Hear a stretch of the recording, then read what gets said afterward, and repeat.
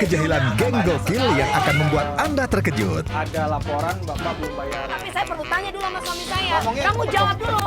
Kamu bener nggak itu 500? Aku mau tanya. Ngeri ribut beneran sama debt kolektornya ya. Depan orang-orang kamu bikin malu nih. Nah, kalau kayak gini aku nggak mau tahu nih semua nih. Ikuti serunya aksi prank mereka yang lucu dan mendebarkan. Geng Prank hadir setiap Sabtu dan Minggu jam 2 siang di Trans TV.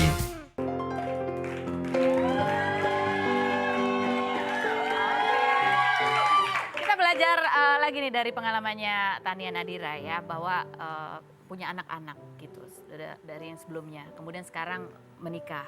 Nah ini tapi bisa tampil, bisa akur gitu loh dua keluarga.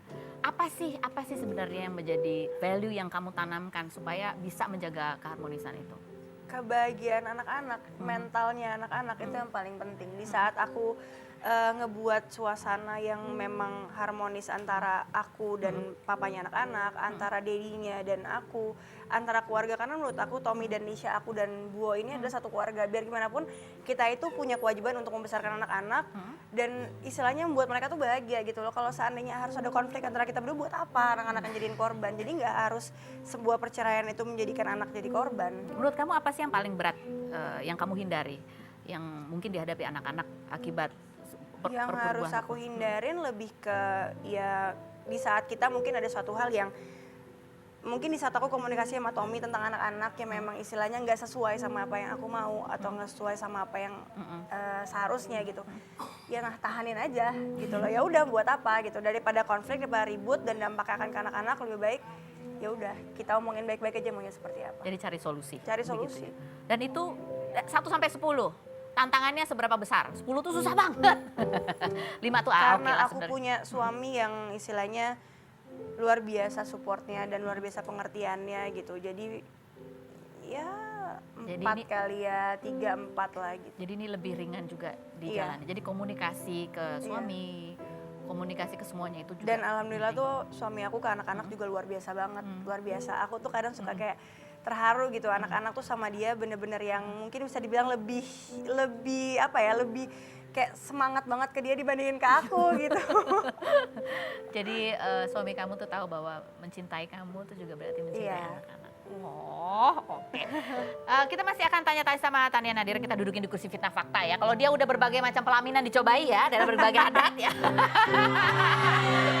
Sekarang kita dudukkan di kursi fitnah fakta, tapi nanti kita undang dulu bintang tamu kita yang berikutnya. Siapakah dia? Kita lihat profilnya berikut ini.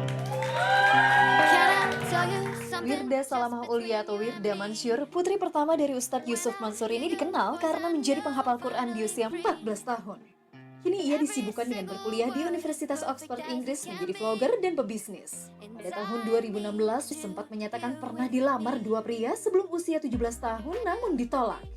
Melalui tayangan Selebrita 7 di bulan Mei 2019, ia mengungkapkan sudah menjalin hubungan dengan pria selama 7 tahun dan dikenalkan ke ayahnya pada tahun 2015. Sempat dianggap cinta monyet, ayahnya kemudian mendukung dengan menyekolahkan calon pendamping hidupnya ke luar negeri untuk belajar Quran. Baru-baru ini Wirda memposting foto bersama Gus Asmi, penyanyi religi berusia 15 tahun dan lawan mainnya di film, lalu dijodohkan oleh netizen. Ia juga menjadi sorotan saat berkomentar di postingan Jeffrey Nicole saat Jeffrey tertangkap narkoba. Seperti apa cerita kesuksesan Wirda di usia remaja? Benarkah Wirda akan segera menikah setelah lulus kuliah? Saksikan kisah selengkapnya hanya di Rumpi No Secret. Bersama Wirda Mansur, umurnya masih muda, masih 18, 19. Ya, sekitar. Tapi udah punya bisnis, banyaklah kegiatannya yang positif gitu ya. Kita mau tunjukin foto buat kamu Wirda ya. Kalau kamu lihat foto ini, kita mau tanya-tanya seputar orang ini. Siapakah fotonya? Kita lihat yang berikut, coba lihat. Foto yang pertama. Fotonya mana? Fotonya. Bukan foto aku kan? Oh ya, fotonya papa ya, fotonya papa. Kalau kamu ditunjukin fotonya papa, orang tuh pengen tahu sebenarnya kalau kita kan taunya ustadz gitu ya, memimpin banyak jamaah. Tapi kalau ke anak-anaknya sendiri, sampai anak-anak itu bisa jadi anak yang mandiri, yang apa ya, rendah hati gitu, yang tetap di jalur positif, itu kayak gimana sih? Cara mendidiknya? Cara mendidiknya? Cara mendidiknya simpel sih, karena papa selalu bilang, dimanapun kamu berada, kamu mikirnya bukan jaga nama baik kamu, bukan jaga nama baik papa. Tapi kamu harus sadar, itu harus dari diri kamu sendiri. Gitu. Pernah marah nggak? Kalau marah papa kayak apa sih kalau marah? Kamu pernah dihukum apa sama papa? Banyak. Banyak. Ya yang lebih sering ya pastinya dikirim ke pesantren gitu kan, atau sempet pernah kayak aku pernah nulis cerita ini di bukuku. Jadi papa pernah kayak marah sama aku gitu, hampir mau dikirim ke penjara. Ah serius? Iya. Emang kamu ngapain? Nggak tahu, aku juga nggak ngerti, cuman ya cuma pengen ngajarin hidup aja sih. Terus Mungkin kamu pernah marah sama papa? Enggak. Kenapa sih hukumannya kayak gitu? Pernah nggak kayak gitu? Enggak Tapi papa marah, coba kesel. tapi apa yang kamu dapat setelah itulah bentuk hukumannya? Apa ya, papa sih lebih pengen ngajarin aku buat lebih tough jadi orang, mungkin itu kali maksudnya ya. Oke, lebih tough kuat, jadi orang. lebih tough, ya. Kan menjadi anak dari sesosok yang begitu terkenal Iya, betul. dan menjadi panutan gitu. Beban nggak sih buat kamu? Satu sisi jujur aja iya, karena apalagi di media sosial gitu kan, aku selalu merasa jadi sorotan dan kadang aku merasa tidak bisa jadi diri sendiri gitu. Pada saat aku menjadi diriku sendiri, kayak misalkan di medsos kan aku pakai gue lu itu banyak kontroversi, kok anak ustadz ngomongnya gue lu ya, emang gue orang Betawi mau apa sih lu gitu loh. Jadi kan banyak lah kritikan kok anak ustadz gini, kok anak ustadz gitu. Jadi jujur aja itu awalnya aku menganggap itu sebagai beban awalnya. Di umur berapa tuh? Berat banget buat kamu? Aku waktu mulai pertama dikenal itu 13 tahun kayaknya. Masih muda sekali ya? Iya, jadi ya.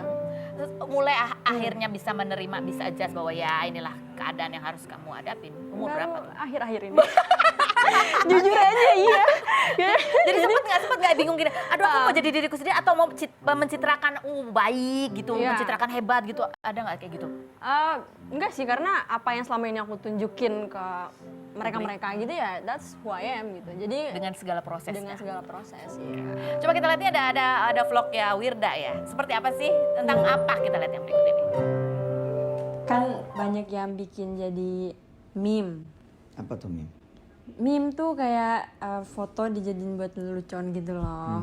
Nah kan akun-akun yang ngepost dan bikin itu tuh nggak tahu kalau sebenarnya deketnya aku itu karena film.